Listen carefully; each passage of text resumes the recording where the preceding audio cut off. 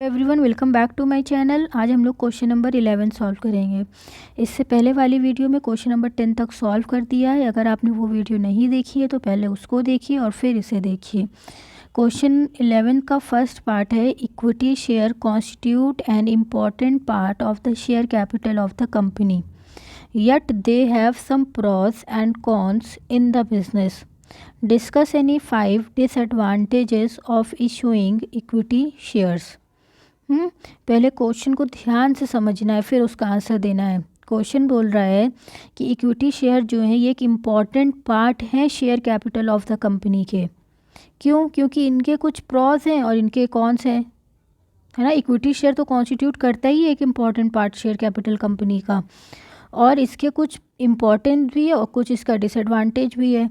तो any 5 disadvantage of issuing equity shares, you have to discuss any 5 disadvantage. आपको क्या लिखना है? 5 डिसएडवांटेज लिखना है ऑफ इशूइंग इक्विटी शेयर्स। अगर हम इशू कर रहे हैं इक्विटी शेयर्स को तो क्या 5 जो है नुकसान हो रहे हैं, क्या कॉज है इसका, क्या कॉन्स है इसका, सॉरी कॉन्स, ठीक है, डिसएडवांटेज या ब्रेकडाउन भी कह सकते हैं। तो 5 disadvantage of issuing equity share. First one is costly. पहले तो ये बहुत महंगा होता है। क्यों महंगा होता है? क्योंकि इसमें जो है अंडर राइटिंग की कमीशन आ जाती है, ब्रोकरेज आ जाता है, इस वजह से ये महंगा हो जाता है। जो कॉस्ट है ना इशू इक्विटी शेयर की, वो कॉस्टली है, हायर होती है then the cost of issuing other type of securities, क्योंकि यहाँ पर अंडर राइटिंग कमीशन देना है, ब्रोकरेज देना है, अदर इशू एक्सपेंस आ जाते हैं जो कि बहुत हाई हैं फॉर इक्विटी शेयर कैपिटल के लिए। Second point is manipulation of control. Equity share carry full voting right. ये जो इक्विटी शेयर है ना वो कैरी करता है full voting right, and these give rise to many undesirable practices. Equity share carry full voting right, यहाँ पर पूरा पूरा वोटिंग राइट होता है, पूरा पूरा अधिकार होता है इक्विटी शेयर का। तो ये give rises to the undesirable practices.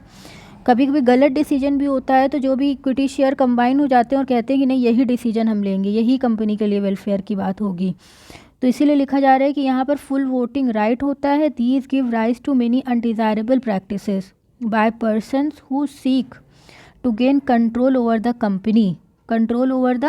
company, and often there is concerning of the votes and manipulation of control by click of shareholder to their own advantage। क्या करते हैं शेयर होल्डर? अपने ही advantage के लिए काम करते हैं, तो इसीलिए बोला जा रहा है कि कंट्रोल का मैनिपुलेशन हो जाता है, चेंज हो जाता है। Next one is inflexible. A company cannot issue shares in excess of its authorized capital as stated in the memorandum of association। जो कंपनी है ना कैन नॉट इशू शेयर, वो इशू नहीं करती share in excess of its authorised capital as stated in the memorandum of association. या जो memorandum of association में लिखा है वैसे वैसे काम होगा। ये इशू नहीं, ये जो है company can not issue share, issue नहीं कर सकती share in excess of it authorised capital, से ज़्यादा वो पैसे मांग नहीं सकती, क्योंकि जो मेमोरेंडम में लिख गया है उसी के हिसाब से काम होना है।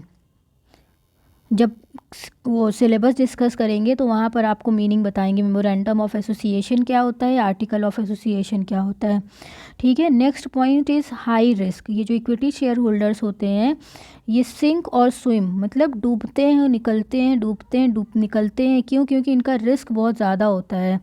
Dividend and refund of capital R both uncertain. दोनों चीज़ें कैसी हैं? अनसर्टेन है, होंगी भी, नहीं भी हो सकती हैं। Right to declare dividend lie with the board of director. और ये जो राइट्स है ना डिक्लेयर करने का डिविडेंड को, ये किसके हाथ में होता है? बोर्ड ऑफ डायरेक्टर्स के हाथ में होता है।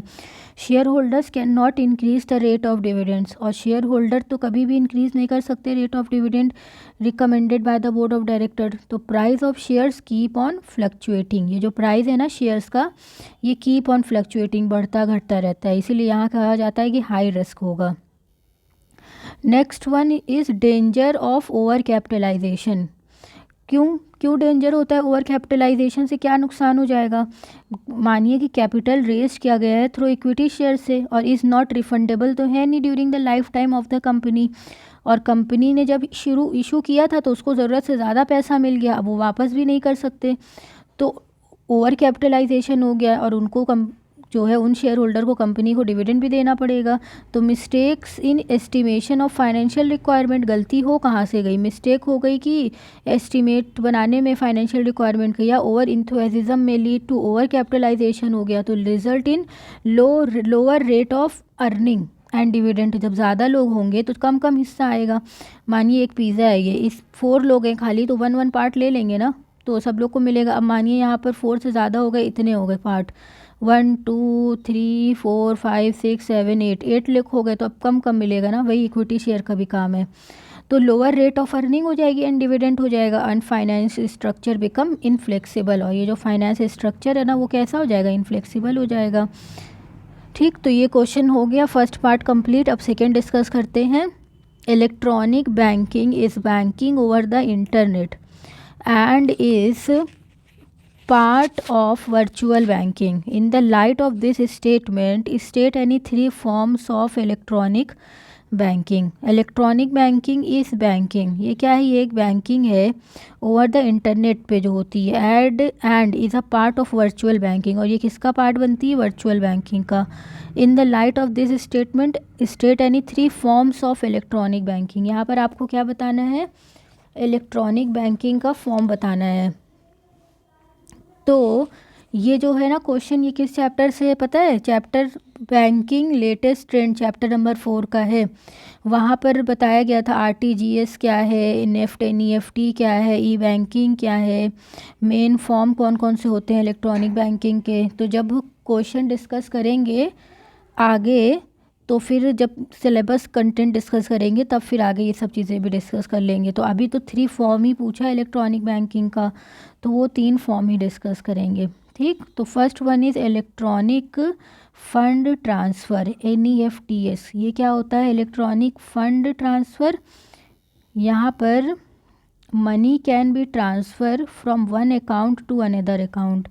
मनी का ट्रांजैक्शन होता है एक अकाउंट से दूसरे अकाउंट के बीच में। हाँ, फॉर एग्ज़ाम्पल बैंक ट्रांसफ़र क्या करती है, fees and salary directly from the company account to the account of employee of the company.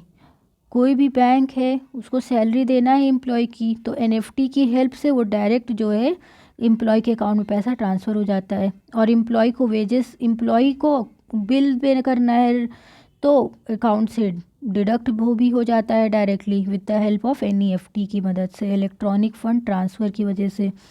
ठीक, तो एक बार पढ़ लेते हैं जो यहाँ लिखा हुआ है। Money can be transfer from one account to another account. For example, a bank transfer wages and salaries directly from the company's account to the account of employees of the company, and this service save both employer and employee from the inconvenience and risk of handling large amount of cash. ठीक, then next one is automatic teller machine, ATM. ATM is an automatic machine, ये एक automatic machine है। Customer can withdraw और deposit money with the help of this machine bye inserting his और हर ATM card and typing his और हर personal identity number. ये तो आप सबको पता है, तो इसको इतना एक्सप्लेन करने की ज़रूरत नहीं है। The ATM operate for all the 24 hours, ये ऑपरेट करता है, इसका काम पूरा 24 आवर तक चलता है। This is much less costly and less time consuming than a human teller. या बैंक एम्प्लॉय से ज़्यादा जल्दी ये काम कर देता है। वो तो सबको पता ही है कि बैंक में जाओ तो 1 घंटा लाइन लगाओ तब जाके थोड़ा बहुत कुछ काम हुआ नहीं तो कहेंगे अब कल फिर आइएगा। यही करते हैं ना बैंक वाले, बस ATM उससे बहुत बढ़िया है। Next one is tele banking. Tele banking क्या होता है, टेली बैंकिंग में कितना पैसा, how much money is available in account at that present time आपको पता चलता रहेगा। क्योंकि अगर आप बिजनेसमैन हैं तो पैसा डेबिट भी होगा, पैसा क्रेडिट भी होगा, तो आपको जानना है कि अभी मेरे अकाउंट में कितना पैसा है। तो टेली बैंकिंग का काम यही है, वो बताता है कि अभी आपके अकाउंट में कितना पैसा है। The personal computer of a customer is linked by telephone to the bank's computer, and the customer can get information about the balance in his account and latest transaction on the telephone. And this facility is round the clock, means 24/7 ये facilities भी चलती रहती है। अब हम लोग next video में ये क्वेश्चन नंबर 11 का पार्ट 2 में जो ये पूछा था ना, प्रेफरेंस शेयर और RTGS और निफ्टी को डिस्कस करेंगे, ठीक है।